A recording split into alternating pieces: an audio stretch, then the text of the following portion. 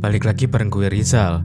Kali ini cerita film akan menceritakan alur film berjudul Purushottam Moodoo. Rachit Ram adalah miliarder muda, cucu dari pemilik perusahaan PR Group. Dia kini akan didapuk menjadi CEO baru perusahaannya. Sebelum masuk ke ceritanya, Mimin sapa dulu nih warga yang hadir kemarin. Ada Paijo 26, Pak Kris Susanto _540, Huda Nor K7J, Rina Indah 8665, Rohmawati Rian. Bagi warga yang ingin disapa selanjutnya, silahkan kasih komentar terbaik buat Mimin ya. Sebelum menjadi CEO, Ram harus melalui ujian aturan yang sudah ditetapkan perusahaan sejak didirikan oleh kakeknya dulu. Aturan itu mustahil diselesaikan karena pamannya sebelumnya tidak berhasil melaluinya dan lebih meninggalkan keluarganya karena tak mampu menanggung beban ujian. Akankah Ram berhasil melaluinya? Dan cerita Purushottam Moodoo pun dimulai.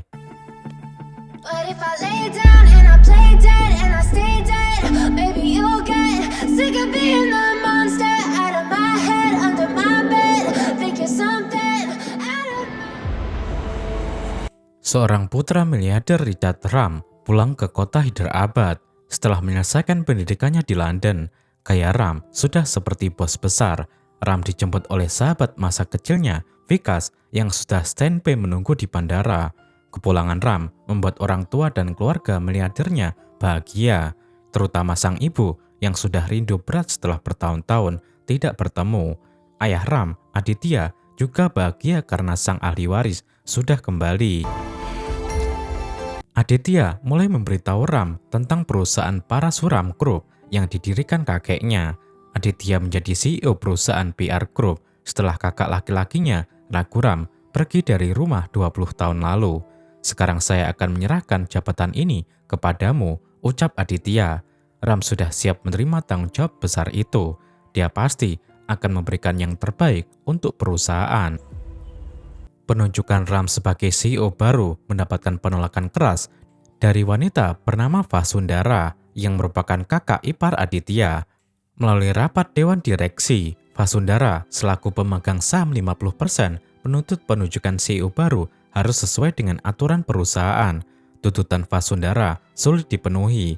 Aditya masih ingat nasib kakaknya Raghuram atau suami Vasundara yang menghilang karena menjalankan aturan perusahaan. Gara-gara aturan itu, Raghuram menghilang. Aditya yang kemudian ditunjuk menggantikan kakaknya dengan mengabaikan aturan. Vasundara tetap ngotot aturan harus dijalankan. Kamu menikmati posisimu dan sekarang kamu ingin putramu yang menjadi CEO. Tapi saya dan anak-anak saya menderita. Saya tidak tahu di mana suami saya, ujar Vasundara. Mayoritas Dewan Direksi lebih mendukung Aditya. Hal itu membuat putra Vasundara, Abi, merasa kesal. Abi memaksa agar aturan ditegakkan. Sikap Abi yang songong membuat suasana rapat jadi gaduh. Para dewan direksi saling lempar seperti rapat wakil rakyat. Tiba-tiba Rachit Ram muncul di ruangan rapat. Kegaduhan yang terjadi membuat Ram heran. Ram menanyakan penyebab keributan itu. Sekretaris Aditya, Subramaniam, menjelaskan penyebab perselisihan terkait aturan yang dibuat kakek Ram selaku pendiri perusahaan. Aturan itu menyebutkan siapapun yang akan mewarisi perusahaan harus menjalani hidup sebagai orang biasa selama 100 hari. Pada saat menjalani penyamaran, calon CEO perusahaan dilarang menggunakan nama, pengaruh, atau kekayaan keluarga. Apabila gagal melakukannya selama 100 hari, maka posisi CEO akan diberikan kepada ahli waris berikutnya. Aturan itu pernah dijalankan saat Raghuram akan menjadi CEO. Tapi Raghuram tidak pernah kembali lagi hingga saat ini. Setelah mengetahui masalahnya, Rachit Ram dengan senang hati akan melaksanakan aturan itu. Dia bersedia menyamar sebagai orang biasa selama 100 hari. Aditya tidak bisa membiarkan putranya pergi jauh dari keluarganya. Tapi keputusan Ram sudah bulat, bahkan Ram tidak butuh persiapan apapun. Saat itu juga Ram melepas sepatu, HP, dompet, dan yang lain untuk mulai menjalani hidup sebagai orang biasa atau rakyat jelata.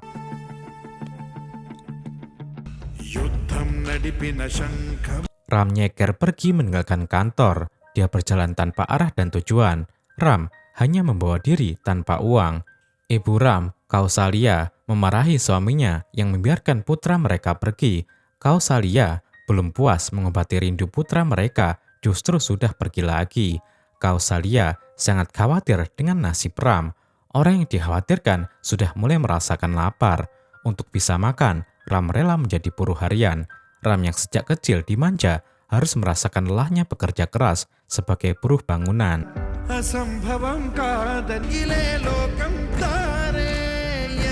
Uang yang didapatkan bisa digunakan untuk membeli sendal.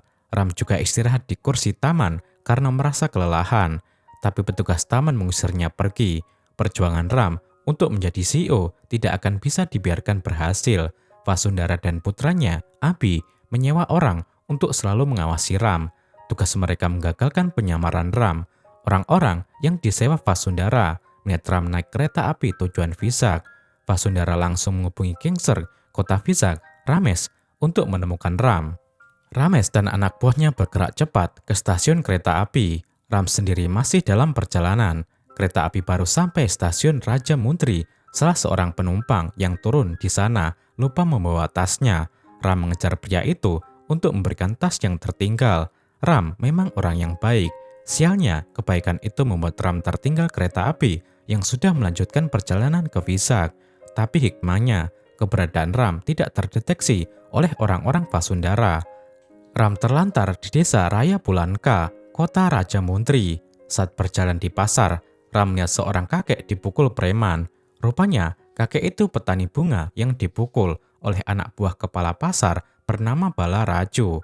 Si kakek dan semua petani bunga sudah lama dizolimi oleh Bala. Selama ini tidak ada yang berani melawan. Siapapun yang menentang pasti diajar. Apalagi ayah Bala seorang MLA atau wakil rakyat. Ram pergi ke tempat Bala Raju. Kebetulan Bala dan anak buahnya sedang menyiksa petani yang tidak setuju menjual bunga dengan harga murah.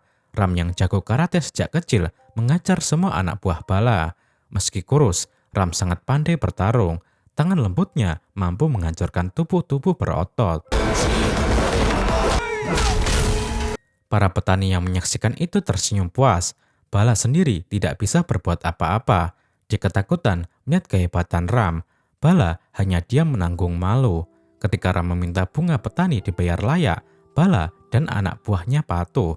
Setelah masalah beres, Ram pergi melangkahkan kaki. Dia berjalan tanpa arah dan tujuan hingga malam. Tiba-tiba Ram ditabrak seorang pengendara motor. Ram ambruk dan pingsan. Pengendara yang menabraknya seorang gadis cantik bernama Amulu. Situasi itu membuat Amu panik. Tidak mungkin dia meninggalkan korbannya yang pingsan di tengah jalan. Amu berinisiatif membawa Ram pulang ke rumah untuk diobati. Kebetulan Amu tinggal sendiri di rumah itu. Ibu Amu sudah meninggal, sedangkan ayahnya dirawat di rumah sakit. Ram terbangun di pagi hari. Rumah itu dalam kondisi sepi. Amu sendiri sudah sibuk mengurus tanaman bunga bersama para pekerja. Amu memang memiliki ladang yang luas dan mempekerjakan banyak warga. Salah seorang pekerja bernama Sati menanyakan identitas Ram. Pertanyaan itu sempat membuat Ram gugup. Ram mengaku seorang yatim piatu yang sedang mencari pekerjaan.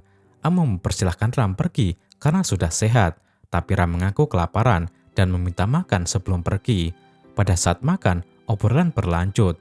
Ram memperkenalkan dirinya berasal dari desa kecil di Hyderabad. Dia juga mengaku tidak berpendidikan. Ram kabur dari rumah pamannya karena sering disiksa. Amu sama sekali tidak simpati. Bisa saja semua pengakuan itu hanya kebohongan. Berbeda halnya dengan Sati yang merasa kasihan. Sati menyarankan Amu agar mempekerjakan Ram. Amu agak khawatir mempekerjakan orang asing, tapi Sati berusaha meyakinkan Amu. Apalagi mereka memang butuh tenaga tambahan. Ram pun mulai diterima bekerja. Gudang di rumah Amu dijadikan sebagai tempat tinggalnya. Hari pertama bekerja, Ram cukup kesulitan. Dia harus menggali tanah dengan linggis. Telapak tangannya sampai terkelupas. Maklum saja, Ram tidak terbiasa melakukan pekerjaan kasar. Ram juga diminta oleh Sati untuk menyiram bunga 4 kali sehari. Malam harinya, Ram sulit tidur nyenyak di gudang, ditambah lagi ada kecoa. Ram ketakutan dan memilih tidur di luar. Amu yang melihat itu sampai tidak bisa menahan tawa. Pagi-pagi, Ram sudah menghilang. Amu dan Sati menduga Ram sudah kabur karena tidak betah bekerja. Dan ternyata Ram sedang sibuk bekerja membawa banyak bambu. Ram menggunakan bambu untuk mengairi tanaman bunga alias irigasi tetes. Dengan cara itu, Ram tidak perlu repot-repot menyiram bunga setiap hari. Ram bisa duduk santai. Amu kagum sekaligus heran melihat kecerdasan pekerja barunya itu. Meski tidak berpendidikan, tapi mampu melakukan sesuatu yang inovatif. Sering berjalannya waktu, Amu semakin mengagumi sosok Ram. Mereka jadi lebih dekat, apalagi Ram bekerja dengan giat setiap hari. Benih-benih cinta tumbuh di hati Amu. Ram tidak lagi dipandang sebagai orang asing.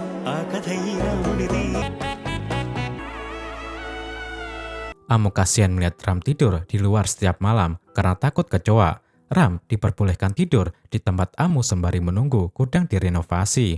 Mereka hanya dibatasi tirai.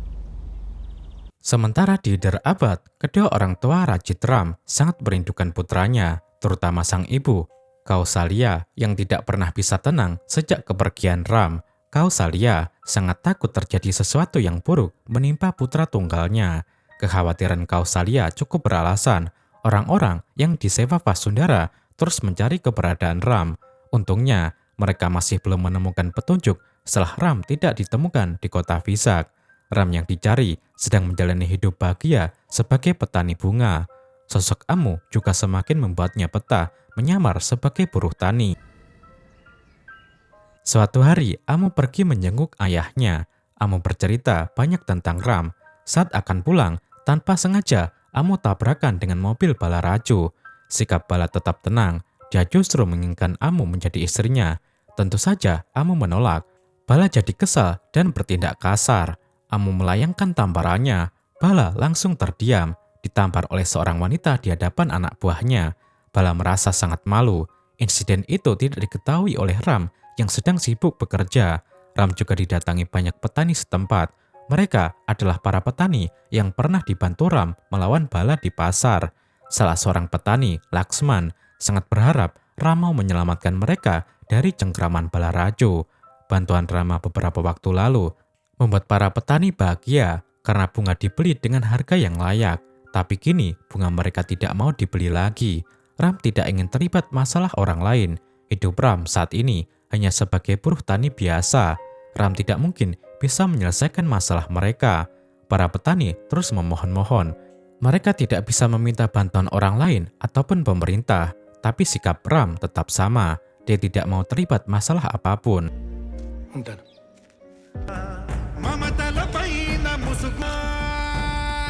Sejujurnya, Ram sangat berat hati tidak membantu menyelesaikan masalah petani, tapi posisinya saat ini sedang tidak memungkinkan.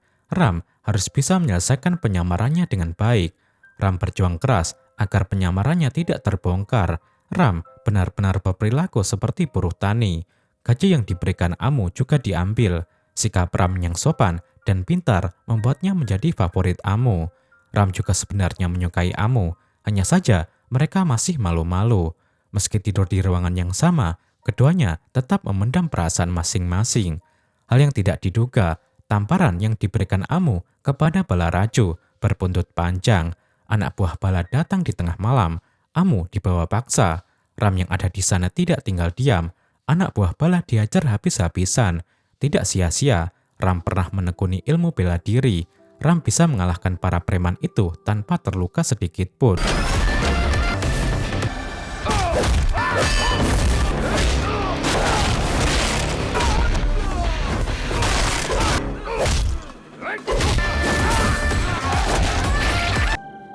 Bala semakin dibuat gusar, ditambah lagi laporan dari anak buahnya. Pria yang menyelamatkan Amu tidur di samping Amu. Bala tidak bisa mentolerir ada pria lain yang tidur di rumah Amu. Bala meminta inspektur polisi setempat untuk membereskannya. Pagi-pagi, Inspektur Ravindra datang bersama pasukannya ke rumah Amu. Kedatangan polisi membuat Amu kaget. Sikap inspektur juga menakutkan. Inspektur Ravindra membangunkan paksa Ram yang masih tidur. Ram juga kaget melihat polisi sudah banyak berkumpul. "Kami dapat keluhan terjadi prostitusi di rumah ini," ucap inspektur. Ram hanya diam agar masalah tidak membesar, tapi inspektur yang merupakan orang Suluan Bara mencari-cari alasan untuk menangkap Ram. Inspektur menyebutkan Ram bisa saja seorang teroris yang sedang bersembunyi. Ram mengaku tidak pernah membuat masalah apapun selama lebih dari sebulan tinggal di rumah Amu. Ram hanya bekerja sebagai buruh tani. Apapun penjelasan Ram tidak diterima. Inspektur Ravindra membawa paksa Ram ke kantor polisi untuk diinterogasi. Bala yang memantau dari luar kaget melihat Ram. Bala baru mengetahui jika pria yang tinggal di rumah Amu adalah orang yang pernah memukul anak buahnya di pasar. Di kantor polisi, Ram ditanya tentang identitasnya. Ram tidak mungkin bicara jujur. Penyamarannya yang sudah berjalan 50 hari bisa sia-sia. Ram lebih memilih bungkam. Akibatnya, dia ditampar dan dijebloskan ke dalam sel. Salah seorang teman inspektur, Ravindra, Brahmaji, yang seorang pengacara, datang ke kantor polisi. Brahmaji melihat Ram yang telah ditahan oleh Ravindra. Wajah Brahmaji nampak kaget setelah mengenali Ram. Seketika itu, Brahmaji memarahi polisi karena telah menangkap Ram. Polisi bernama Naidu dibuat bingung dengan tingkah Brahmaji yang begitu panik. Brahmaji meminta Naidu mengeluarkan Ram. Sikap Brahmaji membuat Ram khawatir. Jangan sampai Brahmaji mengetahui identitas aslinya. Brahmaji mengajak Inspektur Ravindra bicara empat mata. Saat itulah Brahmaji memberitahu Ravindra bahwa pemuda yang ditangkap bukan orang biasa. Ram adalah putra pengusaha besar yang sangat berpengaruh. Ravindra dibuat takut setengah mati. Ravindra memohon-mohon kepada Ram agar dimaafkan. "Pak, saya minta maaf. Mohon maafkan saya," ucap Ravindra. Akhirnya, Ram bisa pergi dari kantor polisi dengan mudah. Ram dihampiri oleh Brahmaji yang sudah membebaskannya. Ternyata Brahmaji adalah pria yang pernah dikembalikan tasnya oleh Ram beberapa waktu yang lalu. Brahmaji sama sekali tidak mengetahui identitas asli Ram. Brahmaji hanya mengetahui Ram merupakan orang yang baik. Pada saat melihat Ram di kantor polisi, Brahmaji yakin sedang dijebak oleh Inspektur Ravindra. "Saya sangat kenal seperti apa Inspektur, makanya saya berbohong. Saya beritahu dia bahwa kamu putra seorang pengusaha besar. Dia percaya dengan kebohongan saya," terang Brahmaji. Ram bisa bernafas lega, identitasnya tetap aman. Kebaikan yang dilakukan beberapa waktu yang lalu ternyata membuatnya selamat dari masalah. Ram pulang jalan kaki ke rumah Amu. Kepulangan Ram disambut Amu yang sudah lama menunggu. Amu tidak segan-segan lagi menunjukkan perhatiannya.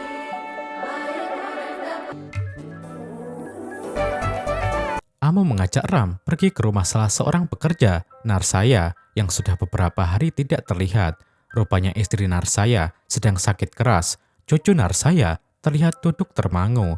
Gadis kecil itu bicara jujur bahwa dirinya sudah 2 hari belum makan. "Saya sangat lapar," ungkapnya. Amu dan Ram kaget mendengar itu. Ternyata Narsaya menyembunyikan penderitaannya. Narsaya buka mulut tentang penderitaannya sebagai petani. Semua uang yang dimiliki sudah habis untuk mengobati sakit lututnya. Ditambah lagi dengan istrinya yang juga sakit. Selain menjadi buruh tani di tempat Amu, Narsaya juga memiliki lahan pertanian yang digarap. Masalahnya, Narsaya tidak bisa bercocok tanam karena sumber air irigasi tidak ada. "Saya sudah siapkan sumur bor dan mengajukan permohonan sambungan listrik, tapi saya diminta uang 1 lak. Dari mana saya akan mendapatkan uang sebanyak itu?" ujar Narsaya. Ram perhatian dengan kondisi Narsaya. Gaji yang diterima dari Amu diberikan kepada Narsaya. Ram tidak tega melihat keluarga petani yang memberi makan banyak orang justru menderita kelaparan. Dalam perjalanan pulang, Ram berpikir apa yang bisa dilakukan untuk membantu menyelesaikan masalah Narsaya. Ram tidak bicara sepatah kata pun dengan Amu yang memboncengnya. Amu selalu yang di depan karena Ram mengaku tidak bisa menggunakan motor. Besoknya, Ram mengajak Sati pergi ke lahan Narsaya. Setelah melihat kondisi di sana, Ram dan Sati berkeliling mengumpulkan barang-barang bekas yang bisa digunakan. Mereka kemudian kembali lagi ke tempat semula. Narsaya yang melihat Ram bekerja menggali tanahnya ikut membantu. Entah apa yang ada dalam rencana Ram, yang jelas aktivitasnya mengundang perhatian para petani di sana. Ternyata Ram mengumpulkan barang-barang bekas untuk membuat kincir angin. Setelah berjam-jam, kincir selesai dibuat dan bisa beroperasi. Alhasil, air bisa dipompa naik ke atas. Narsaya menangis kegirangan melihat lahannya sudah memiliki sumber air. Narsaya seperti tidak percaya Ram telah membuat keajaiban. Para petani semakin banyak berdatangan. Mereka bernyanyi dan menari dengan bahagia.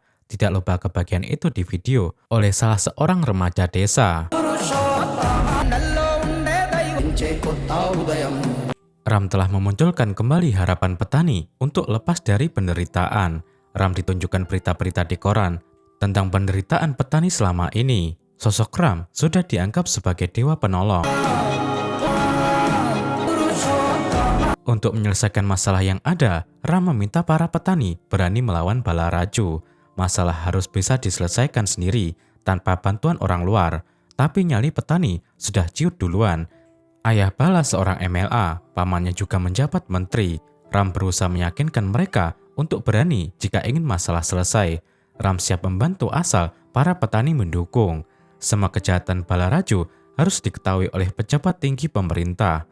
Para petani akhirnya setuju. Mereka menandatangani surat keluhan yang ditulis oleh Ram. Jempol darah menjadi tanda tangan mereka. Ram kemudian mengirim surat keluhan itu ke seluruh kantor pemerintah terkait, di antaranya keanggotaan parlemen, menteri pertanian, hingga Perdana Menteri India. Surat itu berdampak serius. Pemerintah pusat membentuk komite untuk turun langsung ke desa Raya Pulanka. Ayah Balaraju Krishna yang menjadi MLA setempat dibuat ketar-ketir. Krishna memarahi putranya karena sudah kecolongan. Krishna memerintahkan Bala untuk membungkam para petani agar takut bicara di hadapan komite. Orang yang ada di belakang petani juga harus diberi pelajaran. Ancaman lainnya datang dari Vasundara dan Abi. Mereka melihat video Ram yang membantu petani di Instagram. Penyamaran Ram harus segera dibongkar. Waktu yang tersisa tinggal 2 hari lagi. Informasi dari hacker yang disewa, Ram diyakini berada di desa Raya Pulanka, Raja Muntri. Warga desa itulah yang mengupload video Ram di Instagram. Abi mengirim orang-orangnya untuk pergi ke tempat Ram. Sementara Ram semakin bahagia tinggal di rumah Amu. Ayah Amu yang baru pulang dari rumah sakit juga bersikap baik kepada Ram. Ayah Amu sudah sering mendengar cerita tentang kehebatan Ram. Malam harinya, Ram diajak bicara oleh ayah Amu. Kecerdasan Ram yang mampu membuat kincir angin dipuji. Padahal Ram bukan orang berpendidikan. Ram juga diminta mengambilkan tablet obat bernama Nebular. Dengan cepat, Ram mengambil obat itu. Tiba-tiba ekspresi wajah ayah Amu berubah. Ram ditampar dengan sangat keras. "Kamu pikir kamu bisa membodohi saya seperti kamu membodohi Amu dan penduduk desa?" ujar ayah Amu marah. Amu kaget melihat ayahnya begitu marah. Rupanya, kebohongan Ram diketahui oleh ayah Amu. Orang yang tidak berpendidikan tidak mungkin bisa mengambil obat dengan benar. Tidak mungkin juga mampu membangun kincir angin. "Siapa kamu sebenarnya? Mengapa kamu datang ke sini?" tanya ayah Amu. Ram terdiam 1000 bahasa. Dia tidak tahu harus menjawab apa. Amu yang baru menyadari telah ditipu juga sangat kecewa.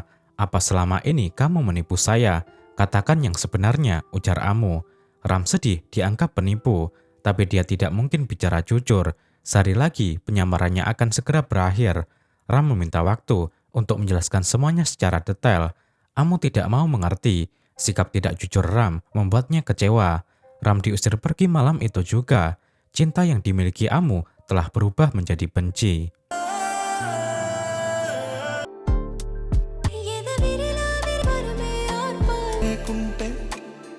Ram pergi meninggalkan rumah Amu. Para petani datang lagi menghampirinya. Ram sudah dicari sejak tadi. Ram diberitahu bahwa komite yang dibentuk pemerintah pusat akan datang besok. Ram diminta untuk ikut. Tanpa Ram, mereka bingung harus bicara apa. Sebenarnya, Ram tidak ingin ikut. Selain situasi hatinya yang tidak menentu, besok adalah hari terakhir penyamarannya. Ram juga bukan bagian dari warga desa. Ram tidak berhak bicara di hadapan komite. Para petani bersikeras memohon. Bagi mereka, Ram adalah warga desa yang sangat dihormati. Untuk meyakinkan Ram, beberapa petani sampai rela memberikan setengah tanahnya untuk Ram. Akhirnya, Ram setuju untuk datang ke tempat pertemuan. Pagi-pagi, anak buah Balarajo melakukan teror agar para petani tidak berani buka mulut. Salah satunya dengan cara merusak tanaman bunga milik Amu. Sati berusaha menghentikan mereka. Naasnya, Sati dihajar, lehernya juga terkena sayatan senjata. Amu sangat syok melihat Sati dalam kondisi sekarat. Ram yang tidur di dekat rumah Amu juga terbangun. Ram langsung menggendong Sati untuk dibawa ke rumah sakit. Mobil yang kebetulan lewat dihentikan. Dalam situasi panik, Ram menyetir sendiri agar cepat sampai ke rumah sakit. Amu sampai dibuat terbengong, padahal dulu Ram mengaku tidak bisa menggunakan motor, apalagi untuk menyetir mobil. Tapi Amu tidak ingin mempersoalkan hal itu. Hal terpenting saat ini adalah menyelamatkan Sati. Setelah sampai rumah sakit, Sati memohon kepada Ram agar diselamatkan. Ram berjanji tidak akan terjadi apa-apa pada Sati. Kondisi Sati sudah banyak kehilangan darah. Sati harus secepatnya dioperasi. Masalahnya, operasi butuh uang besar. Amu dan ayahnya tidak memiliki uang untuk menanggung biaya itu. Ram pun bingung harus berbuat apa, tapi dia tidak mungkin membiarkan Sati meninggal. Ram meminjam HP seorang warga untuk menelepon sahabatnya, Vikas. Ram meminta Vikas menyelamatkan seorang pasien bernama Sati di rumah sakit.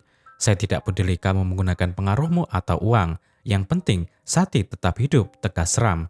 Vikas kaget dan tertegun dengan perintah Ram. 2 jam lagi hidup Ram akan berubah. Tindakan Ram membuatnya akan gagal menyelesaikan syarat 100 hari. Ram sudah tidak memikirkan jabatan CEO lagi. Hidup Sati jauh lebih penting. Tidak apa-apa, penyamarannya selama 99 hari menjadi sia-sia.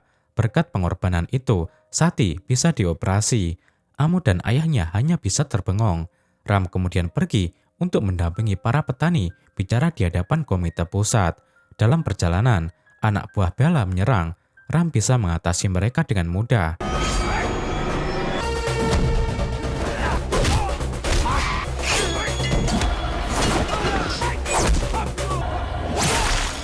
Anak buah Bala sudah kalah dan melarikan diri. Tanpa diduga, Ram ditabrak oleh gangster kiriman Abi. Gangster yang dipimpin Rames itu berjumlah puluhan orang. Rames melaporkan kepada Abi bahwa Ram sudah di depan mereka.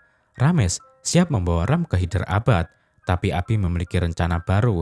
Abi memerintahkan Rames untuk membunuh Ram. Obrolan Abi didengar oleh ibunya. Vasundara sangat kecewa dengan putranya itu. Abi ditampar karena tega ingin membunuh sepupunya sendiri demi jabatan CEO. Vasundara memang ingin Abi menjadi CEO, tapi bukan dengan cara membunuh keluarga sendiri. Kini Ram akan dibunuh. Tentu saja hal itu tidak akan mudah. Ram memberikan perlawanan yang sengit. Para gangster itu justru dibabat.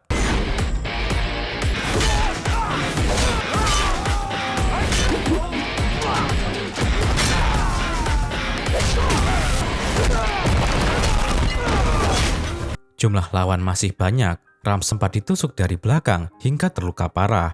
Meski begitu, Ram masih mampu memberikan perlawanan. Bahkan Ram berhasil membunuh Rames dan semua anak buahnya. Tapi karena terluka, Ram juga ambruk ke tanah. Sementara di lokasi pertemuan, para petani yang sudah lama menunggu Ram jadi panik. Mereka hanya diam 1000 bahasa meski sudah berkali-kali diminta bicara. Diamnya petani tentu saja karena takut dengan Balaraju dan ayahnya. Ketua komite Harsha Vardhan tidak ingin buang-buang waktu. Apabila petani tidak mau membicarakan masalah mereka, itu artinya surat yang dikirim ke semua pejabat ditulis oleh orang lain. Vardhan dan anggota komite yang lain pamit pergi. Saat itulah Ram muncul meminta waktu untuk bicara. Ram yang menyebutkan dirinya sebagai buruh tani mengungkapkan penderitaan para petani selama ini, terutama nasib petani bunga yang sudah lama disolimi. Pak, setiap perayaan yang kita lakukan selalu butuh bunga, tapi petani bunga sendiri tidak memiliki perayaan, ungkap Ram. Penyebab utama penderitaan petani karena terlilit hutang. Mereka berharap saat panen hutang bisa dilunasi, tapi faktanya untuk menjual hasil panen sangat sulit. Kalaupun terjual, hanya dibayar dengan harga rendah. Petani selalu berada di pihak yang merugi. Meski terus merugi, mereka tetap jadi petani. Mereka berharap panen berikutnya akan untung, dan pada akhirnya mereka mati dalam harapan itu, tutup Ram. Setelah Ram bicara panjang lebar, komite memutuskan untuk menetapkan harga bunga yang layak. Pengurus pasar yang dipimpin oleh Balaraju juga dibubarkan. Penderitaan petani berakhir, para petani bersukacita. Semua kebahagiaan itu berkat Ram, tapi Ram sudah tidak kuat menahan lukanya. Dia ambruk lagi, tidak sadarkan diri. Hal yang tidak diketahui semua orang, masa penyamaran Ram telah berakhir. Sebuah helikopter datang dari Hyderabad untuk menjemput Ram. Beberapa hari kemudian, perusahaan PR Group mengadakan rapat terkait calon CEO baru. Rajit Ram diketahui hanya menyelesaikan misi 99 hari saja. Penyamaran Ram gagal pada hari terakhir. Meski begitu, Ram akan tetap ditunjuk sebagai CEO. Keputusan itu ditentang keras oleh Abi. Sesuai aturan perusahaan, Ram telah gagal dan tidak pantas menjadi CEO. Suasana rapat jadi tegang. Saat itulah seseorang datang ke ruangan rapat. Orang itu adalah Raghuram yang sudah 20 tahun menghilang. Semua orang kaget, terutama Vasundara selaku istri. Vasundara tidak pernah menyangka bisa melihat suaminya lagi. Seharusnya saya kembali setelah 100 hari menyamar, tapi saya kembali sekarang setelah 20 tahun. Saya malu berada di sini. Kalian semua tidak berubah, kalian masih serakah, ucap Raghu. Untuk pertama kalinya, Raghu menceritakan pengalaman hidupnya saat harus menyamar selama 100 hari. Raghu mengenal yang namanya kelaparan dan kebahagiaan. Perjalanan itu membuat Raghu muak dengan hidupnya yang bergelimang harta tapi tidak pernah membantu sesama. Raghu kemudian mendekati Abi yang merupakan putranya. Raghu menampar Abi karena telah mencoba membunuh Ram demi jabatan CEO. Padahal Ram rela mempertaruhkan nyawa untuk orang banyak. Ternyata Raghu telah bertemu Ram yang sedang terluka parah. Raghu akan membawa Ram ke rumah sakit, tapi Ram menolak karena harus pergi ke kantor distrik membela para petani. Bagi kalian, Ram hanya pemuda biasa, tapi di luar sana, Ram dilihat seperti dewa oleh penduduk desa, tutur Raghu. Oleh karena itu, Raghu menilai Ram adalah orang yang paling pantas menjadi CEO perusahaan. Ucapan Raghu diamini oleh Vasundara. Secara tegas, Vasundara mendukung Ram sebagai CEO. Akhirnya, semua orang setuju jabatan CEO diduduki oleh Ram. Sementara di desa Raya Pulanka sedang dilakukan lelang untuk lahan petani yang tidak bisa membayar hutang. Amu dan ayahnya juga ada di sana. Begitu pula dengan Sati yang sudah sembuh. Tiba-tiba banyak mobil mewah datang ke lokasi. Siapa lagi kalau bukan CEO baru perusahaan PR Group? Semua orang kaget melihat Ram. Penampilan Ram juga sangat jauh berbeda. Ram dikawal oleh banyak bodyguard. Tanpa banyak bicara, Ram memberikan cek untuk melunasi semua hutang para petani. Pengacara Brahmaji yang ikut mengurus pelelangan itu mengira Ram sedang bersandiwara. Brahmaji sendiri yang beberapa waktu lalu membuat cerita bohong tentang Ram. Ram tetap diam enggan bicara. Tapi hutang petani benar-benar dilunasi. Brahmaji sampai terbengong tidak percaya. Untuk kesekian kalinya, Amu hanya bisa melongo. Amu tidak pernah menyangka pemuda buruh tani yang dicintai itu ternyata seorang miliarder. Amu tidak tahu harus berkata apa. Amu memeluk Ram dengan erat. Mereka pun siap melanjutkan hubungan ke jenjang pernikahan. Amu akan menjadi istri seorang CEO perusahaan besar. Di akhir film, para petani bunga terlihat sudah bahagia dan film pun berakhir.